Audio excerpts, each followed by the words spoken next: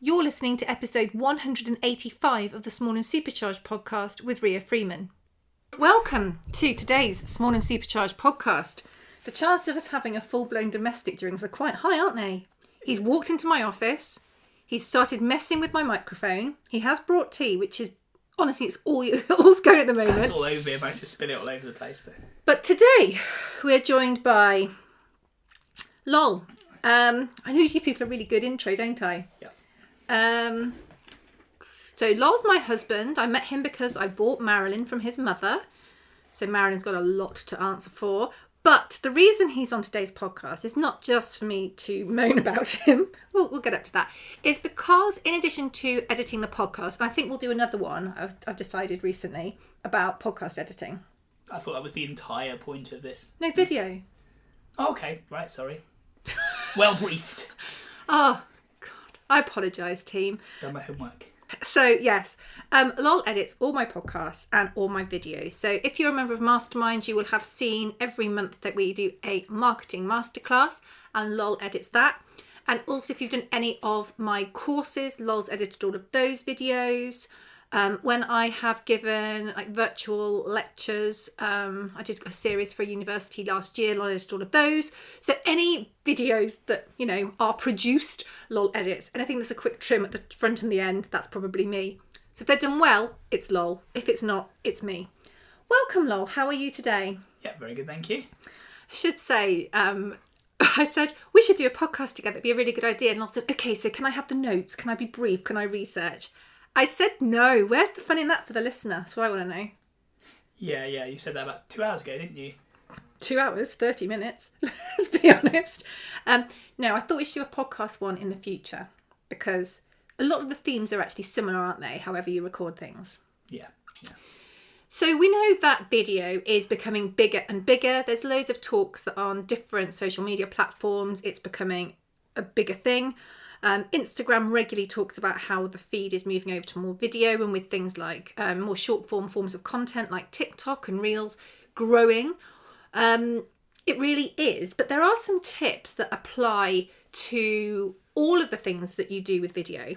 And I thought it might be quite nice to have it from two different sides because obviously from an editing angle, the things that you do can make a massive difference to the editor in terms of making it easier for them, but also making it better. So if you're the editor, you might think at the time, oh, it's fine. But then you can spend hours doing it in the editing side of things, can't you? Whereas actually, if you just done it again, it would have maybe taken you 5 minutes rather than an hour. Yeah, it's a bit like being a photographer and taking a photograph. If you can get it right in the camera by really thinking at the time about your lighting and the position of everything else around you and where light switches are in the background or anything else, it saves so much time rather than taking the photograph, going home, putting it on the computer and then thinking, right, I'm going to have to start editing out that light switch or start increasing the light or reducing the opacity or whatever. The what? Opacity. Opacity. I thought you said pastille. I thought, what? Sweets? But also I think that it's a really good thing to talk about because with us trying to improve what we do, with us trying to make better videos, and it being so much more accessible to us because we've got phones. I mean, I do probably 99% of my filming on my phone. I've got, I want to say an iPhone 11 or 13. I'm not really sure. But I basically chose it because the camera at the front, when I did the research, I looked at the quality of the FaceTime camera. Equally, I do quite a bit on my iPad. And that's because we picked that's an iPad Pro because of the quality of the front camera. Because if you're doing videos where you're going to camera, it's really useful to see that you are in the right place rather than trying to get it lined up and running around.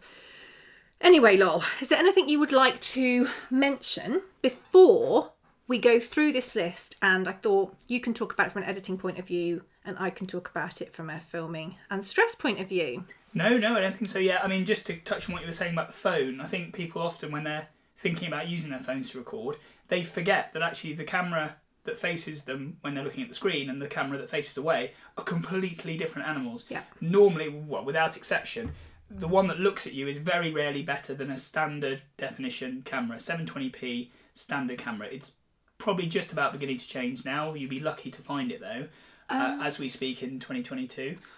I think, because I was looking at new Macs, as you know, we were talking about this the other day, my new MacBook, and I think the new MacBook Pros, I know this is a computer versus an iPad or phone, but I think the new Pros, like the super duper Pros, which are serious money, quite rightly because they're beautiful, they, I think, have got a HD camera.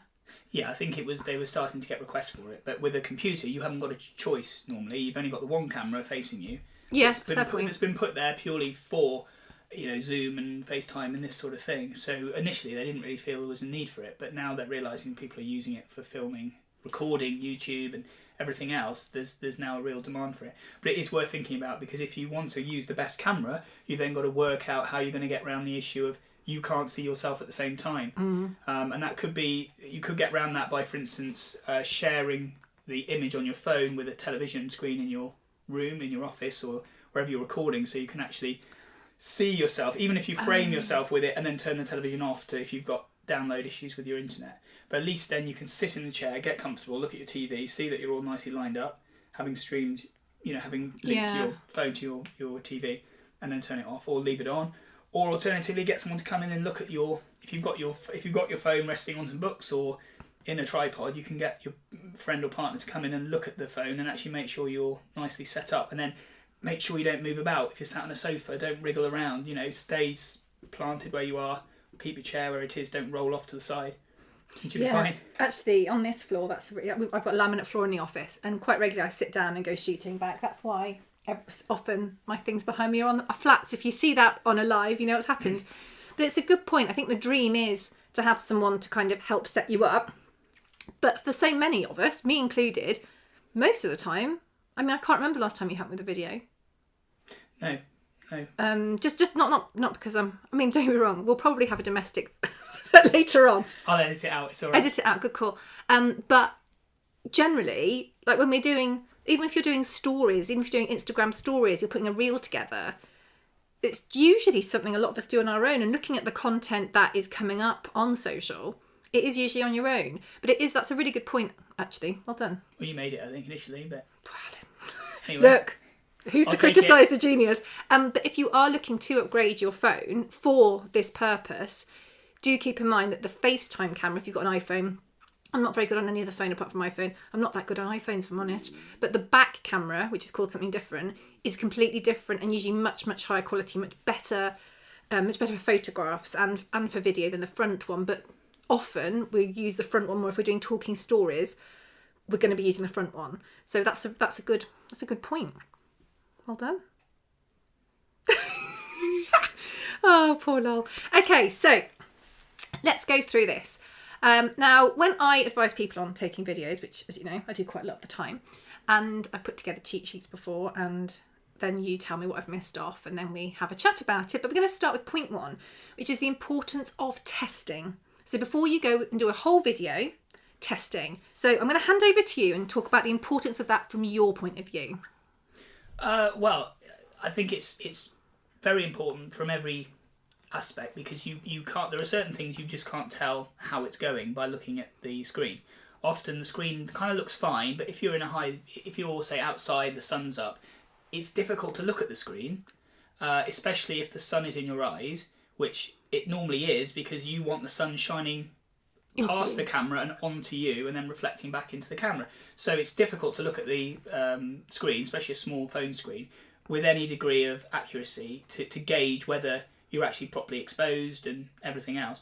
And also, of course, you're also recording sound, so you don't get any idea whilst you're doing that whether it's any good. And that's a really important one for when you listen back, because the lightest breeze can often cause a really bad noise on the recording, which you may just not appreciate because you can't hear it. It's not happening to your ear, it's only happening over the microphone. Are you reading off my notes? No, but I think I actually wrote the notes about 3 years ago. You did not. Anyway, agree to disagree. So you have to be aware of that. There are ways around it. There are all sorts of external microphones you can plug into the phone, not just the computer. You can actually plug directly into your jack if you've got an old enough phone. Of course, nowadays we have iPhones particularly are having less and less ports. But my phone hasn't got a... What are they called? The little headphone jack? Yeah, little. But it's got its lightning connector thing. I've got an adapter, yeah. Exhibit A, which is plugged into my old lady headphones. So you can adapt it, because these headphones that I've got here, which you can't see, these are just bog standard JVC, like wrap around the ear ones, because I don't know, and I would love, if you know the answer to this, tell me, how do headphones without the ear hooks stay in? I can't make them stay in. My ears can't grip them. You've got weird ears. I haven't got weird ears. They're perfect. But even the microphone on this, or earpods, I can tell the difference when someone's wearing earpods to record versus, like, again, thinking of stories and Instagram lives and Facebook lives. But even this kind of microphone can make a massive difference, can't it? Yeah, and that's just a cheap entry level, probably 10 quid set of... I think they were at least 11. Yeah.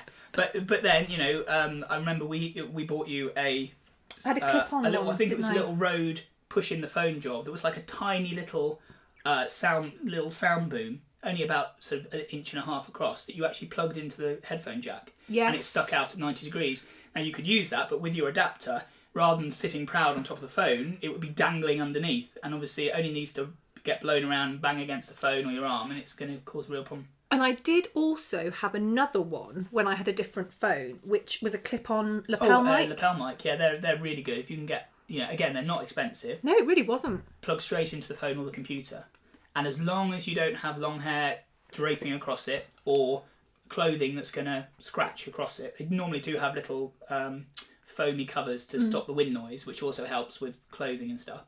But yeah, they're very good because they're that much closer to your mouth, and they're directional, so they only really pick you up. So if there's any background noise around you, it doesn't get picked up and transferred across. I think as well, another good thing with testing, particularly from the creator's point of view, is, and I have done this before, but thank God I tested, so I picked it up, is particularly if you do use external device, if you're plugging something in, if it's not 100% in, it can just completely knock your microphone out and you are soundless. Yeah. And that is, if you've done a test and it's happened, you're like, oh, that's annoying, take it out, put it back in again, do another test, it's fine. Of course, if you're 10 minutes into something, you stop and you go, God, that was brilliant, I did a really good job, and you listen to it back and it's silent. Yeah. It's awful. And you haven't even got a reference then of what you said to go and say it again. The sound is important, and I know that when I've done stories before now, particularly if I'm like walking down to the school or something to pick the boys up and I've just run out of time, I've deleted stuff before because I've walked down, I've thought, it's fine, I've listened to it back, and it's the most awful noise, wind noise as well. It's kind of like it's all encompassing. You can't hear a word the person's saying. And there is evidence, there is a study that's been done, I don't know the study off the top of my head, but that even with a video, somebody will keep watching longer if the audio is better versus the visual.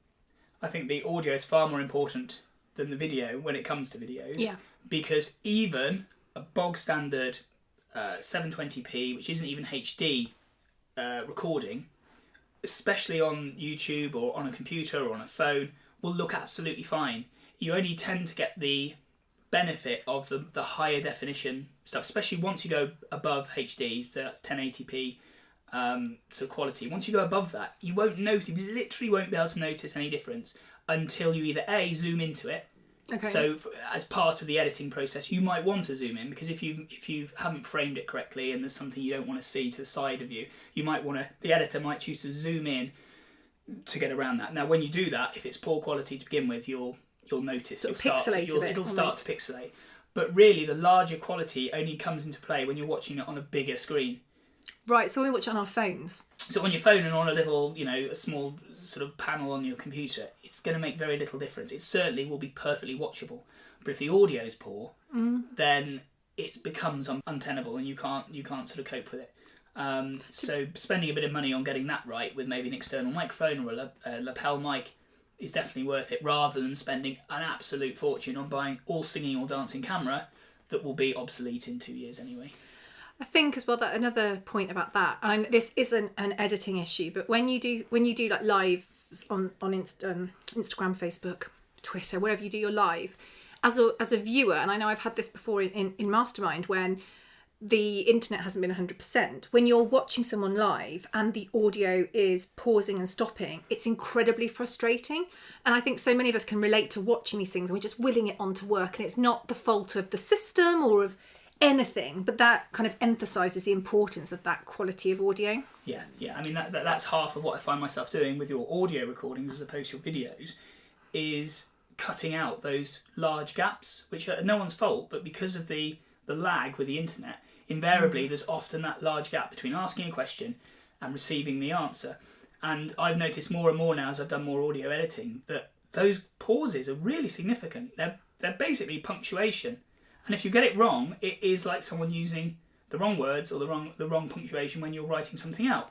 So I'll actively leave longer gaps. Sometimes I'll even put longer gaps in to make the point that you're starting a new topic or you're pausing to consider something, because it really does make a difference. And conversely, more often than not, I'm closing those gaps down to make it sound far more fluid and far more like a normal conversation rather than a question and then a bit of lag and then a reply.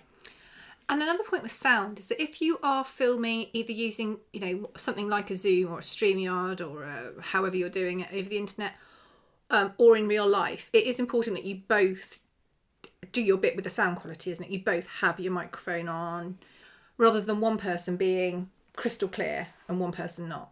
Yeah, that can be difficult, especially when they're different levels, because the first thing I do when I'm editing your videos or audio is to get the you're going to have to explain what that means. So go back, what is a level? Okay, so when you're editing anything, be it audio, video or both, the audio always appears as you can hear it, but it also appears pictorially on a line on the computer, so you can actually see the rises and bumps, a bit like a heart in monitor. Your editing software. In the editing software, you can see the thing, and I'm sure it's like the Matrix. I feel I can actually work out what's being said now by looking at the pictures rather than I don't always have to hear it. We can work out the words. Not the words, but I can see a problem coming up by a gap or a spike or something. You know it's coming, and it's like your version of a crystal ball. Yes. Ooh. I've completely forgotten what I'm talking about now. Levels. I'm here to distract, to help and distract. Yeah, thank you. You're doing a good job. So the first thing I do before I start doing any editing is get the levels right, as in get the volume right compared to everything else. Because normally with a video, you might have a bit of music or something at the start and at the end, and you might have an introduction that's pre-recorded at the beginning and possibly the end, maybe an advert in the middle or whatever you might be doing.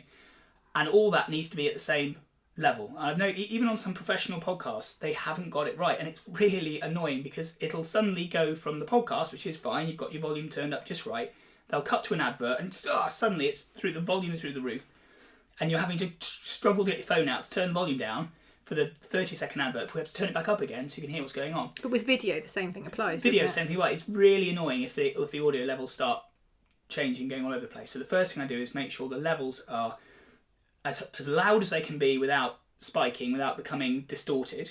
And a bit screechy.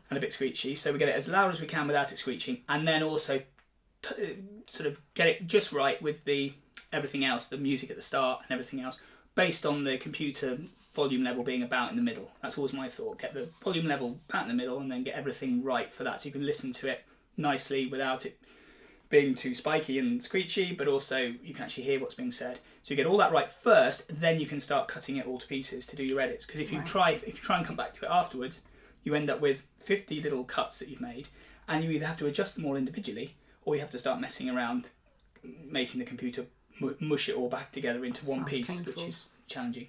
Now, I'm going to go a different order to the list because I want to unnerve you now. I'm not reading the list. Yeah. You covered one of my points. Pausing. Now, you always, particularly with video, get cross at me about this. Oh, you mean not pausing sufficiently? Yeah. Oh, yes. Yeah. Well, obviously, my job is to cut out any bits that go wrong or any extraneous bits or anything. But not much goes wrong, any does nonsense that I feel shouldn't be there. So there's a lot ends up on the cutting room floor. Cheeky. Yeah, so if you don't pause enough, it makes it really difficult to actually make those cuts and make them well. If you just leave that little gap, that little punctuation I was saying, if you leave full stops between sentences, then there's plenty of room for me to bring the knife, as it were, through that and cut it. If you talk too quickly, there is literally no gap. The way some people speak, again, if you look at it on this file, this bouncing, peaks and troughs, if you leave a gap, there is physically a gap in which you can make a cut. If you just talk the way people normally talk, there's nothing there. So you end up cutting it, which sounds wrong because it sounds like I've cut you off by making that cut. And then when you try and get back into it, it sounds like you're rushed into it from nowhere.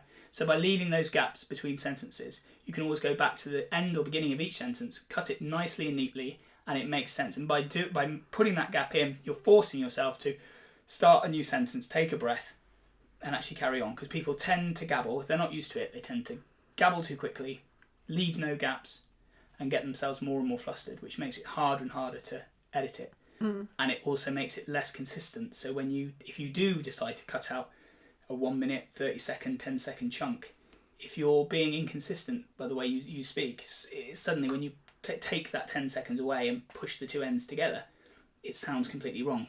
Yeah. And also there's a real issue with people, particularly if you're if they're nervous. And I get this completely. I don't feel I'm that quick when I speak now on video or podcast because I've just done so many of them. But if you're not used to it particularly, it might be the speed that you normally speak, or it might be a bit quicker because you're nervous. But then from a listener's point of view who isn't tuned into your accent, the way you talk, it's incredibly hard for them to understand what the heck's going on. And you can't really slow voice down that well in editing, can you? Well, you can, of course. This is the other thing, you can. But again, like the analogy with taking a photograph, you can do it, but it won't be as good as if you got it right in real time by just doing it right the first time. I can slow you down. I can make you, But does it distort it? Oh, it completely distorts it, and it will sound wrong. Yeah. Because you won't consistently talk at that level. No. And if you speed it up or slow it down, it still sounds wrong. If you speed up, if there's that function, isn't it, on audiobooks where you can speed it up and slow it down. I do have mine faster. And it just sounds wrong because all the punctuation's slowed it down or sped up as well. Do you listen to yours at times 1? No, I do. I think I do. So I'm not crazy. I do times 1.5. Oh, you haven't got time to listen to it as... No, I think it's times 1.5. Oh, God. I don't know how you do that. I thought everybody did. Somebody sat in a recording studio and very carefully made that perfect. Maybe it's 0.2. You wouldn't speed up music, would you? I don't know how you do that. Well, I don't actually, but you wouldn't choose to speed up music. It's not as intended, is it? But then I'm like a what's it called, a channel surfer. Oh, God. Maybe it's 1.25. Okay, moving on. Okay, but it's better to those pauses, speaking a bit slower. Yeah. Taking a breath is important. Yeah, people tend not to breathe, and then they run out of breath, so then they get even faster or more out of kilter because they're now starting to suffocate. Yeah, which is never good on a video. You see someone changing colour, is it? No. Light is the next thing I want to talk about, and I know actually I whine about it a lot. Oh, it's all you ever talk about. It's very annoying. All I ever talk about, because I have moved offices. There's a long and boring story I'm not going to go into. I mean, it's nothing bad. So I've moved to the other. We've got an office in the garden, which used to be mine, but the way it's orientated means the light is either kind of non-existent or in your face, like you can't see. But light is really important with videos. Yeah, it's really important. I think it's particularly important because we tend to use either the camera on the computer or the camera on the phone. They're tiny, tiny cameras. Now, they're incredibly good quality cameras, as in that they'll produce good quality results and they're full HD or 4K or everything else, but they're still tiny, tiny lenses, which means they're having to rely on basically digital effects to help enhance the light because they physically can't get enough light in. If you look at a photographer with a camera, if they're in a low light condition, they've got two options. They either have a big lens or they have to put it on a tripod, not move it, and let it expose for a longer period. Well, we can't do that with video. So, and you can't get bigger lenses for your computer or your phone without literally buying these add-on plug-in things, which are, whatever. So hence some people do buy DSLR cameras or completely separate digital cameras, which would seem like a step back to the olden days when we all had like these enormous brick-sized video cameras. But of course they've got much bigger lenses. Yeah. And in the case of DSLR cameras, you can choose to change the lens for something much bigger that will help get the light in. So you can get much better quality from the professional cameras, 100%. Well, quality is a difficult one because you're still coming away with the same 1080p, 720p, HD, 4K, whatever it might be, actual pixelation rate. But because you're getting the better light in, often the difference between a professional picture and an amateur picture is they've really thought about the light and they've worked it out. And they've that's got the made right it really lens pop. and they've used the right exposure, and that's why it looks so much better than that quick shot you took with your iPhone. It is a bit like saying, when I know quite a few photographers I've worked with in the past, when people say, oh, it's because you've got a good camera. Well, I can tell you now, when Sophie Callahan came up here to take some pictures, she let me play with her camera, which, to be fair to her, you wouldn't let me play with your camera, would you? No. And I was quite chuffed with the photographs I took, but they couldn't hold a candle to hers, and I was using the same piece of kit on the same day. So yeah, it's not the kit always. The kit does make a difference, I think, it's fair to say, but it's the skill of using that kit. And I have to say, my issue with the office in here is, obviously I could use artificial light, but I'm really spooked by artificial light because it's hard to get artificial light right, isn't it? It really is. I think to do it justice, you'd have to go and do a sort of full-on college course and then invest a lot of money in the right kit, and then probably actually shut your office windows down completely, and you want all the light removed, but I think before you start, so you can get it consistently the same. And even then it's challenging. I mean, it's what they're doing on TV all the time, isn't it? And they've got someone that does the makeup, They have a lighting person, yeah. It's a lot of work to get it absolutely cock on, especially when the alternative is just get good natural light. Yeah. Which might mean you have to move out your office, We're not talking about this again, are we? No. Not on a public forum about this argument. But I mean, if someone's filming a one-off video, yeah, go outside and do it on an overcast nice day. Go outside. It's always so much better outside. The audio's better. Yeah. The lighting's better. It works so much better if you can go outside. Yeah. And I think as well, for kind of country, rural, horsey people, it's good to have that like field background, or exactly. It adds kind of context to it as well. So I've got stability as a point here about keeping your whatever device you're recording on stable. Yeah. Is that a biggie for editing? For editing, definitely. If the camera's being held by a friend, say, and it's drifting slowly back and forth, that's fine if it's one continuous recording. Okay, it might make people feel a bit seasick, but you'll get away with it. But the minute you start cutting, you've then got to appreciate that when, the cutting is literally you stop it all and you start it all again. In a literally a millisecond, you're going to go from where it was, where it's going to be 10 seconds later, and they're completely different. So the two become really jarring. You then have to kind of try and work it out, which becomes much more challenging from an editing point of view, when you could just get the camera stable on a tripod, resting on some books, wherever it needs to be for that kind of recording. Yeah. I talked about orientation and positioning, but this is different depending on what you are filming for. So it used to be particularly before Instagram became much more video led and the consumption in media via our mobile phones went up, that most times you would film in landscape. And I film in landscape if I'm doing a video that you're editing, the chances are it's landscape, isn't it? I'm trying to think if I've done anything portrait for you. I normally get quite cross when you do, unless you have to do it for some reason. Unless it's Instagram. If you're doing like an Instagram video, if you're doing reels, it doesn't look right if it's landscape because of the way that it displays on the screen, and that is worth remembering. But there is something now that I've seen a couple of people do where they do a video thinking about repurposing content, so making your content work on different platforms. They film in landscape but quite away from the camera, so then they have one version which is landscape, which they put into different places, and then their editor cuts it to make it portrait as well, and then they've got two videos for that one thing. So when you do your filming, do think about how you want it to be used, and if you want it to be used in two different ways, if you want two different cuts, I'd probably suggest having a chat with your editor first, or if you're the editor, doing that research to work out how that's going to work and how much space you need.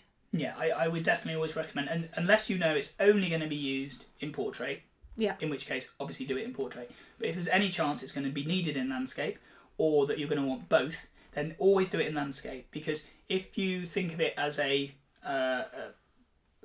rectangle, and you've recorded that, normally it's you roughly in the middle with kind of miscellaneous stuff either side of you. So if it's landscape, then great, that space that you need to fill is filled with your miscellaneous stuff. And if you want to turn it into portrait, the editor can simply cut out you in the middle and throw away the pieces either side without having to zoom in to the image at all. Job done. But if you do it the other way around, film it initially in portrait, and then if you want to make it landscape, you've only got two choices. You either have to leave great big black bars or white bars or whatever colour you want the bars, but great big bars, or that weird kind of faded out picture that you often get on YouTube when they do this. So it's basically taking the image that's there and making a kind of faded, mottly kind of imitation of the image either side of you. Or you have to zoom in. But of course, once you start zooming in, you're back to the problems we were discussing earlier. You're zooming in, you're losing the quality, and it just doesn't look right. Yeah, no, it's work. These are things that just to keep in mind as you go through. And when you talk about positioning there, I think there's quite a lot of things I've read about positioning people slightly off centre so you can make the most of your background. And I guess that would work. That visually works quite nicely if you're watching someone on landscape, but also if you are going to crop into portrait, that works well as well, doesn't it? Well, yeah, for the same, if it's portrait, then you really do need to be in the middle of the image because there isn't the room left and right to be off. That kind of concept of the rule of thirds doesn't work so well when it's a close-up picture of your head or head and shoulders talking to camera, if it's portrait. If it's landscape, by all means be off to the side, be as creative as you want, because the point is when you come to cut out the portrait part of the landscape image, you can cut that out wherever it might be. You could be stood hard over to the left and we can simply cut you out from the left and throw the rest away. But at least you've got that option, because obviously a portrait and a landscape image are the same size top to bottom, but not left to right, making it so easy to cut you out if it's landscape to portrait. Right. But the other way around becomes really difficult because you've got that space you've got to try and fill. And you talked as well about background, and that's something that we've mentioned a few times, and that's something that I've seen a lot of people come a bit unstuck on with video, because, for example, when you do a podcast, you don't know what carnage is surrounding. So actually, it's quite tidy in here today, so you're lucky. Oh, tidy. It's tidy. But when you're doing a video, I know that I've spent quite a lot of time trying to get a decent background behind me, because obviously you can kind of tell a story with your background. But then I've also seen videos where people have done stuff and there's like a skip in the background, and you kind of think, oh, and they weren't talking about the skip or talking about having a tidy. So it is important just to have a quick look around objectively before you press. It's probably a good thing when you do your test to not just test the sound and the light, because that's a swine if you've got to try and edit that out. That's when you also get the cropping and the quality, isn't it? It is. And also, of course, you've got to think about what's behind you, not just from an aesthetic point of view, but also from a point of view of coming to edit it afterwards. If you've, for instance, got people behind you, or horses, or anything that's going to move past the back of you, even cars, on a road or something like this going past you. Firstly, are you allowed to film these things? Are these people going to object to you filming them? That's not such a big point, but it's worth considering. Are people going to mind you filming their horses if it's not your horse, or their dogs, or whatever? But more importantly, if you're editing it and there's stuff moving behind you, you're back to square one, where if you make a cut, it's so obvious you've made that cut. As a dog appears on the left and then it's on the right. And then disappears completely, or reappears from the right. And that really kind of ruins it. Yeah. Music's my next point. It's bane of my life, music. It's obviously they've tightened up a lot on music recently, well, over the last few years, rightly so. Quite rightly, yeah. Everyone's realised that, anything that's been produced in the way of music is somebody's. It belongs to somebody. Somebody wrote it. So yeah, basically, there's two things to talk about with music. One is I think the importance of having it in your video, because I feel it really can add a lot to it, make it seem a lot more professional, really get people in the right frame of mind before the video starts.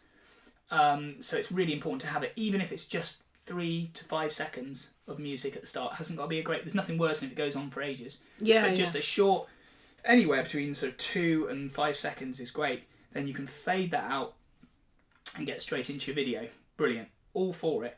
But you've really got to think about where you're getting that music from. Yeah. Because you can't just go and take a track that you like and put it. It's never been easier to do it. Technically, the way of getting music from your iPod or your phone onto your video has never been easier. But it's also never been more wrong and illegal to do it. and it's never been easier for you to be found out doing it. But there are libraries and things online. I feel like I've got the name of one, but I'm not going to say it because if I've got it wrong, it's going to annoy me. Where you can like pay a subscription and you can have access to their sounds, or there are. Is it royalty free? Yeah, but royalty free doesn't mean fill your boots. No, but there are other options. It's not. There are other ways to get music that you're allowed to use. Yeah, exactly. I mean, I know YouTube a while ago started offering music that it was happy for you to use in its in your videos, but obviously that's very limited and often came with terms and conditions that you had to make sure you applied. So in many cases, some musicians, and we're not talking about like those that are topping the charts, but people at different levels may be happy for you to use their music if it's used correctly, if you have got it from the right sources, if you're giving them the right credit. So you just have to make sure when you find the music you want that you are allowed to use it under whatever terms and conditions they may be. But really what you're looking at are these websites that offer you royalty-free music and are designed specifically for the job. But just because music's royalty-free doesn't mean you're free to use it. No. It means that you're free to observe their terms and conditions and follow them carefully. Yeah. And that might be you have to pay a monthly subscription. That might be you have to pay a one-off fee to use that particular track. It might be that you can use it for free, but you have to put their details at the bottom, in the show notes, or it will be specified. And it might be you can use it for free, but only under certain conditions. So you can use it for free in a video on YouTube about your pet dog, but you can't use it on a video on YouTube promoting your product. Yeah. And in almost every case, they put the stipulation that you can't edit their music, which normally means, normally you're fine if you just want to cut and tail and fade it out, but you can't literally sample that music into your own equipment and start changing it fundamentally. Yeah. But I think if we just sort of summarise the music section, it's do not assume you can use any music. Like, do the work, because you don't want... I mean, one of the consequences might be you get your sound removed from your video, you get your video removed, but obviously the consequences can be a whole lot worse than that.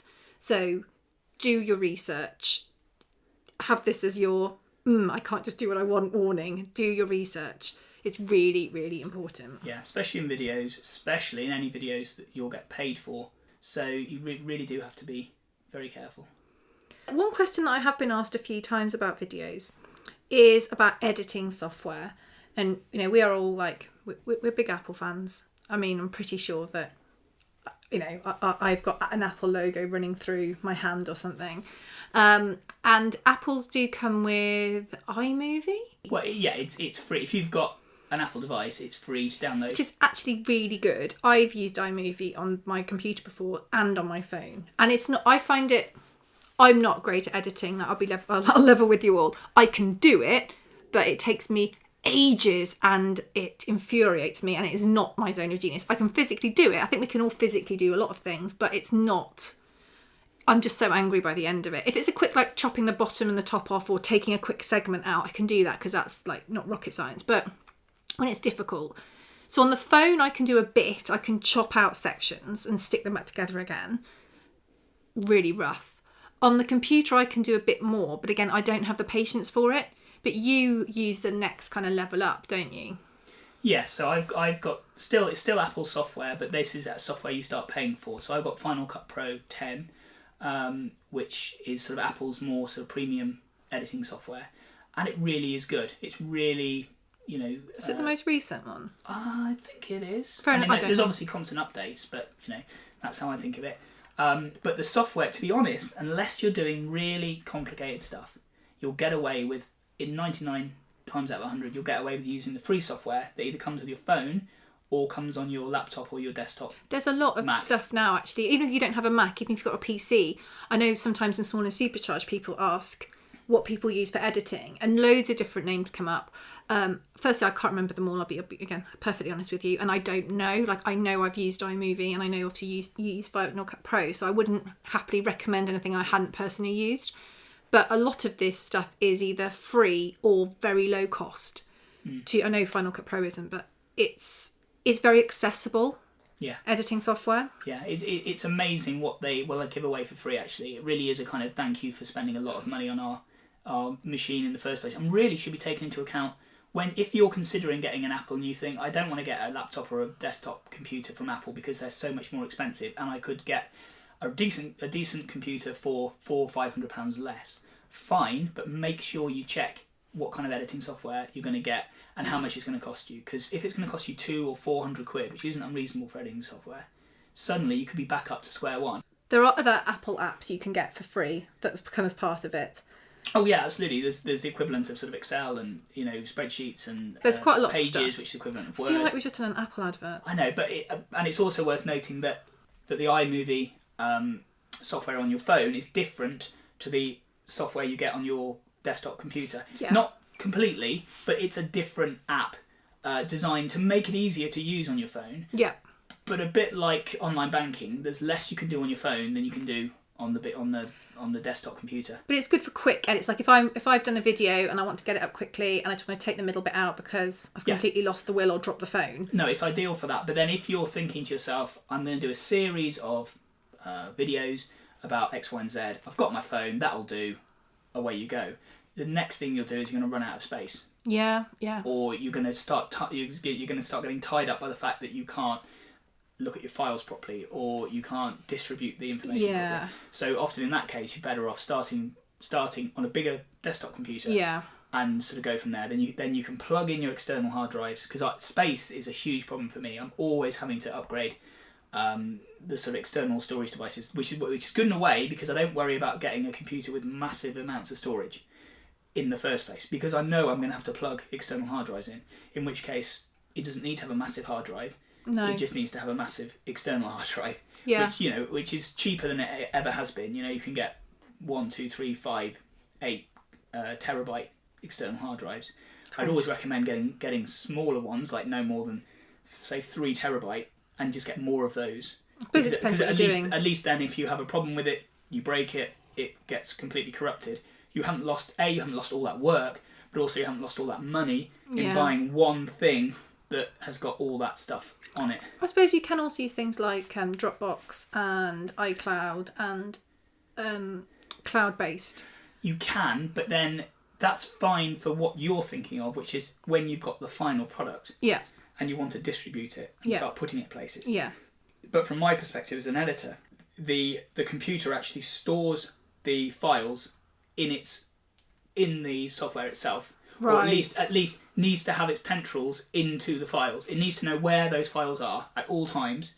So as you edit it, it can pull the information I get you. from it. And if I go and delete a file and then go back into the editing software, I'll just be looking at a sea of red pictures that sort of say no data available, because never good. it can't find the image it wants. So really, until you're completely done with it, you need somewhere to store that information. And you have to store it as the original, and then you have to store it as the edited version. Yeah. So instantly you're doubling the space. And of course, if you're recording 60 frames a second at 4K, those are massive files. Yeah, it's a lot. And it does take a lot of, you've either got to be really tight about deleting stuff the minute you don't need it, or you've got to have plenty of storage. Yeah. Terabytes and terabytes of space, so you don't constantly run out. Yeah. And of course with computers, once you get near the limit, it starts to slow everything down and that is become an issue. So that's definitely worth considering. Good to know. Depending on the video you do, obviously sometimes you have like an intro screen. And I know with Mastermind, I have an intro screen, which I think with a lot of videos I do. And I just do mine in Canva and then email it over to you as a file, which you can then import and works. So again, if you're looking at thinking, oh gosh, well, I kind of know what to do with the music and I kind of got an idea on the editing. What do I do for the screen? Good old Canva. I do think as well, if we're kind of speaking to people about editing and giving them any tips based on everything that you've told me, like learning and time, and the more you do, the better you get, would be one that I think comes over quite strongly from what you've been saying. Yeah, absolutely. I mean, everyone's got to start somewhere, and most editing jobs are quite straightforward. It's topping and tailing, putting a bit of music at the beginning and end, maybe a bit of an introduction, and then going through and making sure your audio is okay, and getting rid of all those ums, pauses, mistakes, everything swear words, everything else. And most of those functions can be done simply by clicking and dragging. You can pause it, you can zoom in, And that's the beauty with editing software. You can zoom right into, even the audio, you can zoom into it to see the sound wave. So you can see exactly when someone stops talking, make that cut. And most of the times it's cutting. So as long as you can cut and navigate the system and get the information in, that's most of the work. So if you can get that sorted, then you can build on it and say to yourself, right, I've been asked to do something a bit more technical. I've now got to introduce some words to it, some subtitles. I've got to put some music underneath the whole thing. I've got to lift the audio out completely and start shuffling it around. Then you can pick those things up slowly as you go along. You don't need to know everything at once. And when I very first started, I think I went on to... You did quite a lengthy course, didn't you? I think I spent a decent amount of money on a really good online video course. And that was really helpful. I've still got it tucked away somewhere as a file because you can go in, it's all titled as to what you're trying to do, and it will talk you through the whole thing. Because sometimes you might say, well, I know what I'm doing now, but actually you watch the course and you realise you could save yourself so much time by not doing it that slow, ponderous way you've been doing it. Yeah. Yes, it works ultimately, but hey, there's a really quick, easy way of doing that you've completely missed out. It could be a shortcut on the keyboard that does something you've been clicking 18 different things and opening files to do. Yeah. So it's worth just making a start. Generate some projects that are just for fun. To go out with your camera and and just start somewhere and work up from there. Well, thank you very much for joining me today. And I should add that Lol does take on freelance work. Obviously, it can't bunny hop mine. Joking. I think mine will get shoved to the back of the pile. But if you are interested, it's probably best just to contact me, to be honest, and I will forward your email on. Probably the best thing, isn't it? Yeah. Yeah, it's just easier that way. I mean, obviously, if you do work with Law, you will speak to him direct, but thank you. Have you had a nice time? Yes, thank you. It's a bit weird not being this is an award-winning podcast. You should be so grateful to be on. I'm grateful that I'll be the one able to edit it. If you do listen, please do screenshot, share to stories. Let me know if anything's been useful. Lol is not on Instagram, so don't bother tagging him. Just tag me, and I'll be suitably grateful that you have listened, shared, and hopefully taken away some tips that are going to help you really improve your videos, but also help you improve your editing or make life easier for your editor, which will keep them happy and might even save you a few pounds too. Thank you very much for joining us today, everybody. Have a really good week, and we'll catch up really soon. Take care.